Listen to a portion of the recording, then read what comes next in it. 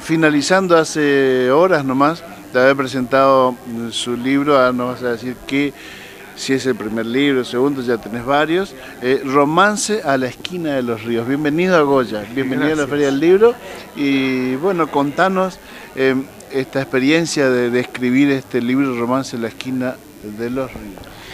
Bueno, primero gracias por la bienvenida. Me siento de algún modo parte de este río que nos une y del arroyo Guazú que no nos debe separar sino unir. Y este libro cuenta la historia fabulosa de mi tierra, una historia que tiene hechos reales sin duda, está basada, la columna vertebral es real, pero yo hablo de que del mismo modo que nuestras ciudades no tienen una fecha exacta de fundación, y parece que nosotros tenemos un problema casi psicológico, colectivo y social con el nacimiento, porque seguimos repitiendo de manera tartamuda cuando hemos nacido, y parece que la historia de nuestras ciudades se circunscribe a las fechas de nacimiento, y de ahí para atrás no sucedió nada, y de ahí para adelante tampoco. Yo, investigando, y habiendo tenido todo el material documental sobre las diferentes etapas fundacionales, quise darle a mi ciudad una historia fabulosa. Quise darle a mi ciudad una historia que teje lo real con la leyenda, pero que fundamentalmente se posa, se edifica, se cimienta sobre tres ejes: la fe, el río y la sangre. Cuando yo digo la sangre, digo el sudor, el esfuerzo, la mixtura de las razas. Cuando digo la fe de los guaraníes, y digo la fe de los españoles que trajeron la fe cristiana, y digo la fe de los inmigrantes italianos y de los inmigrantes de tantos, la fe. Y luego el río. El río es el único testigo de nuestro nacimiento desde los orígenes. Alguna vez me dijo Margarita Miró, una antropóloga extraordinaria paraguaya, cuando hice mi licenciatura en gestión cultural en la Universidad de Paraguay, nos decía que era pensar que nuestros pueblos habían nacido con la fundación española con lo que nosotros decimos, por ejemplo aquí Doña Goya, que consiguió los terrenos en 1792, es recortar tan arduamente, tan antojadizamente la historia de nuestros pueblos, porque antes de Doña Goya acá existió población, acá existió un río que fue el factor preponderante de la cuestión cultural. Entonces esa problemática cultural se enraiza en el río, tiene al río como su nacimiento, como su vida y como su supervivencia. Si nosotros pensamos en Esquina, en Goya, en tantas otras ciudades, el río ha estado antes que llegaran los españoles, pero el río ha estado antes que llegaran los guaraníes. Cuando llegaron los guaraníes desde el norte, buscando la tierra sin mal, el río ya estaba. Cuando llegaron los españoles desde el sur, buscando la tierra de la plata, el río ya estaba. Cuando llegaron los jesuitas desde el este, el río ya estaba. Cuando llegó el gran progreso de la segunda mitad del siglo XIX, con las empresas navieras, con el comercio, con las industrias, el río ya estaba.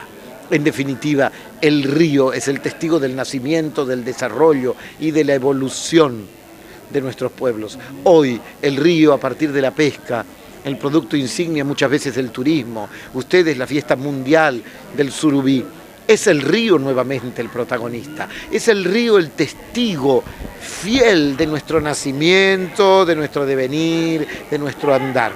Y este libro habla del río como eje, este libro habla del río como el hacedor de vida, pero también como el que provoca las pulsiones de muerte, sin duda.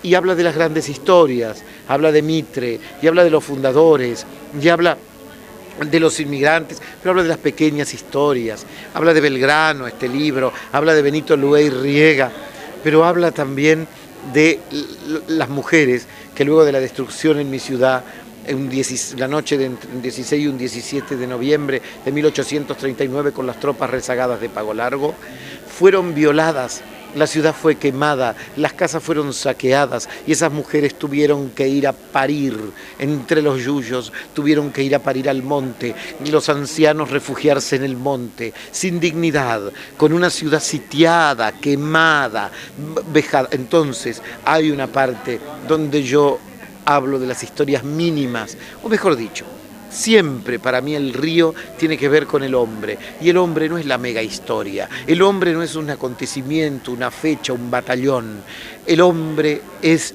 el pequeño mojón que hace la geografía humana de nuestros pueblos. Es una pregunta muy simple, pero a la vez muy profunda, ¿no? Más allá del libro, ¿de dónde, Víctor, sale tanta pasión cuando hablas de esto? Es que no concibo la vida sin pasión. Yo creo que los seres humanos debemos ser apasionados. Yo creo que los seres humanos tenemos que tener pasión por la vida y todos sus avatares. La capacidad de llorar por un desamor, por un ser que hemos perdido, por tantas cosas tenemos que tener la capacidad de dolernos, de condolernos, de padecer y de compadecer, pero también la capacidad de alegrarnos y la capacidad de jugarnos por ideas, por convicciones. Yo siempre digo que Esquina no es mi patria, Goya tampoco, la Argentina tampoco. Nuestra patria hoy en el siglo XXI debe ser el hombre, el ser humano. Si nosotros no entendemos que Goya no es Goya sin el hombre, sin el goyano o la goyana, la madre soltera, el marginado, el empresario que da trabajo, el obrero que oficia eso, el político, nosotros los comunicadores, la gente de la cultura, los intelectuales, que la pensamos y muchas veces a destiempo y a contratiempo, a destajo y a contracara, que la vamos anunciando y denunciando. Si no entendemos que la historia del hombre, toda la historia está en la historia de uno solo, porque vos, yo, el señor, la señora del otro lado, el chico, ha padecido o va a padecer el desamor, la soledad, el miedo, el arrojo, el coraje. Somos capaces de los peores vicios, somos capaces de los más atroces pecados y al mismo tiempo somos capaces de las mayores virtudes, de los actos de arrojo, capaz de tirarnos o subirnos a una torre. Ustedes fueron viralizados hace poco, una foto por un niño que se iba bajo la helada yendo a estudiar. Ese acto heroico se parece al de alguien que ha defendido la patria con un arma. ¿Por qué le está defendiendo la patria? Para que la patria tal vez sea la patria de Borges o de Milstein o de tantos otros. Este libro ya lo has presentado en algún otro lugar. Sí lo presentaste hoy en Goya, en la Feria del Libro, ¿no? Contame la gente... en la Feria del Libro de Buenos Aires también. Contame cómo te ha ido también en esos lugares, porque quizás acá sea por ahí un poquito más fácil para nosotros entender algunas cuestiones. Sí. Pero vas más allá de lo geográfico incluso, ¿no? Claro, esto yo los invito con este libro. Gracias a Dios me ha ido muy bien y en la Feria del Libro en Buenos Aires también y acá maravillosamente bien con la presentación que he tenido de Maxi Dacuy, que es un filósofo de ustedes, goyano, que ha tenido la amabilidad de trabajar sobre el libro, y de Sebastián Basualdo, que ha venido también para presentarlo. Pero es una invitación a los poetas locales. Yo sé que es un trabajo arduo, porque no es una selección de poesías. Esto es un trabajo de hilván, es como, salvando las distancias, es como un trabajo de contar una historia en romance. Yo los invito a los escritores, jóvenes tal vez, que están diciendo ¿qué hago? Contemos la historia de nuestra ciudad, desde antes de sus orígenes hasta el hoy. Es posible. Que cada historia que cada ciudad tenga su historia en leyenda, en fantasía.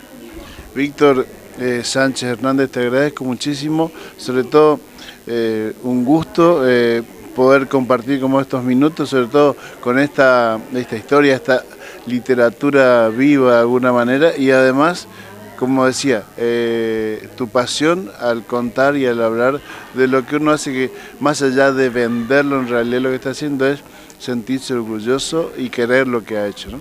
Gracias, sí, más que querer lo que he hecho, creo que hay que querer fundamentalmente al ser humano. Cuando nosotros descubrimos que somos enteramente humanos, y como digo en otro poema, temiblemente humanos, es que estamos descubriendo tal vez la poesía de la vida.